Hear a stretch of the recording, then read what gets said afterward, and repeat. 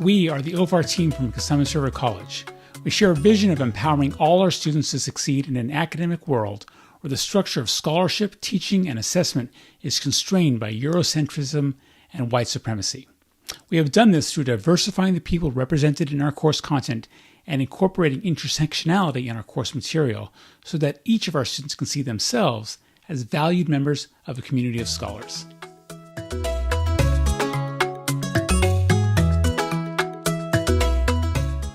Hello, my name is Gail D'Artes. I teach in the Theater Arts Department at Cosumnes River College. Specifically, I teach a course titled Diversity in American Drama. The course curriculum does not directly address or discuss the way racism and white supremacy have shaped and corrupted our theater institutions in America. Students' questions and curiosity about diversity in American drama guided the creation of a new module, not a moment, but a movement toward an anti-racist American theater. Are we going to be discussing topics like racism? How has the representation of diverse identities evolved in American theater over the years? Is there a problem with the lack of diversity in theater? What could be done to improve this? How can we contribute to promoting inclusivity within the realm of American drama? We began by reading and responding to We See You, White American Theater, the letter that calls out racism and white supremacy in American theater. We also looked at how theater makers responded to the demands in this letter to change business as usual. Students responded to the content in this module primarily within small group discussions, audio recordings, and an investigation of specific theater companies to see how any of their responses to the letter manifested in DEI statements or practices in casting or hiring.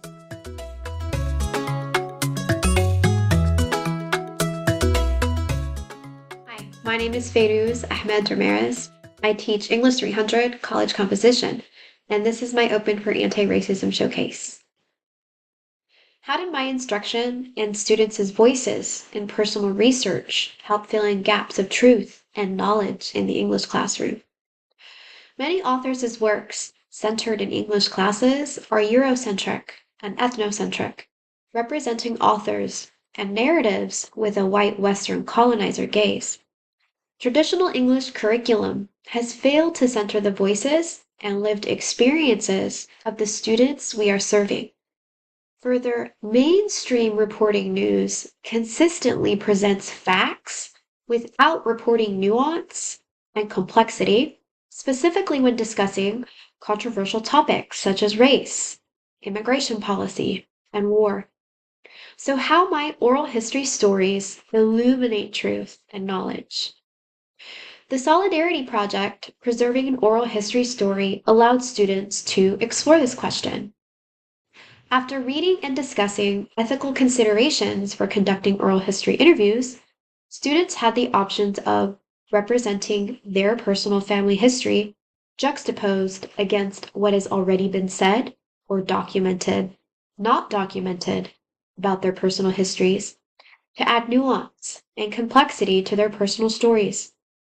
Or students had the option of interviewing someone from a different cultural background to better understand that person's personal story and social positioning in society.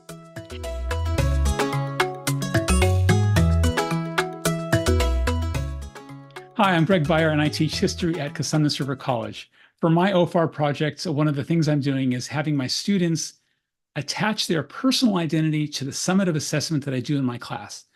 To help my students get to a place where they feel comfortable sharing part of their identity, I have 3 different discussions where I ask them to scaffold their identity and become comfortable sharing that with their classmates before they do it in a theme project. The first one is the introductions discussion, the icebreaker for my class. I call it the identity introduction, and in it I ask my students to take a look at this identity wheel and to share how 1 or 2 of those, why they're important to them. A few weeks later, the next scaffolded identity discussion is what I call identity and learning, and I ask them to share how their identity has affected their learning. And for the third scaffolded identity discussion, I call it identity and memory, And I asked my students to share how they document or how they make memory, I call it a memory marker, of some important events to them. Again, something that's important to them.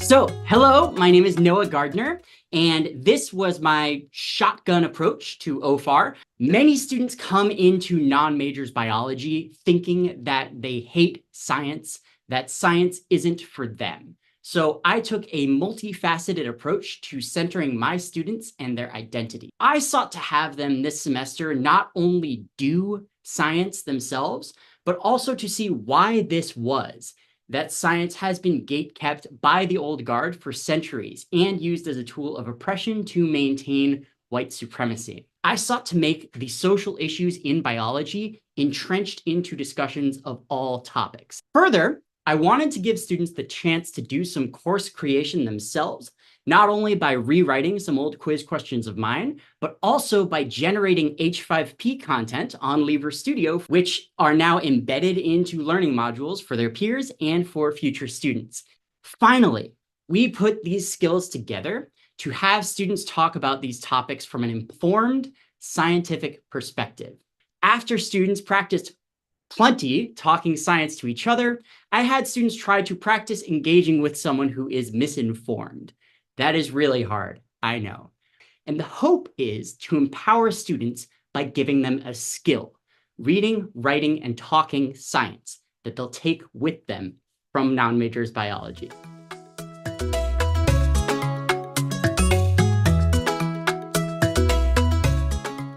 Hello, my name is Kelsey Ford, and I teach English composition. For my OFAR action plan, I focused on open pedagogy and non-disposable assignments, since those concepts were relatively new to me. I attempted to engage students in a new way by having them create a semester-long research project website related to education, racism, and/or stereotyping.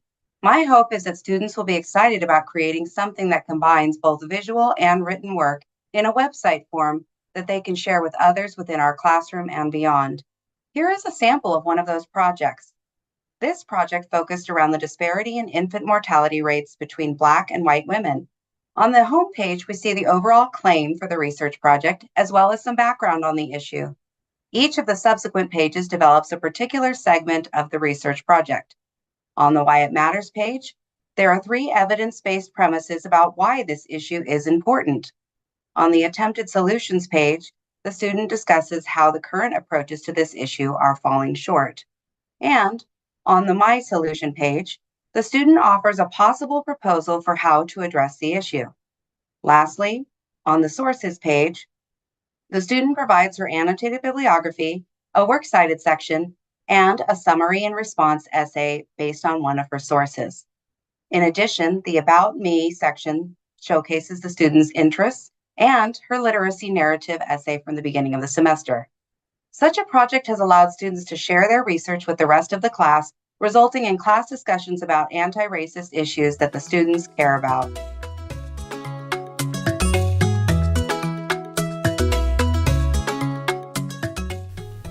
OFAR inspired me to make sweeping changes to my introductory anatomy and physiology course.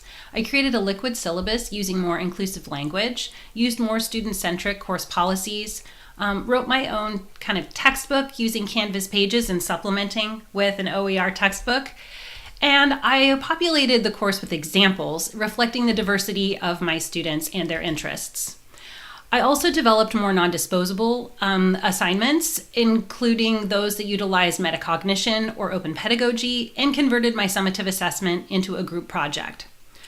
Most of my students are going to be allied healthcare professionals, and the group project is intended to help them prepare for their careers by doing a deep dive into a common disease or illness that disproportionately impacts members of our community. The group project helps students develop information literacy.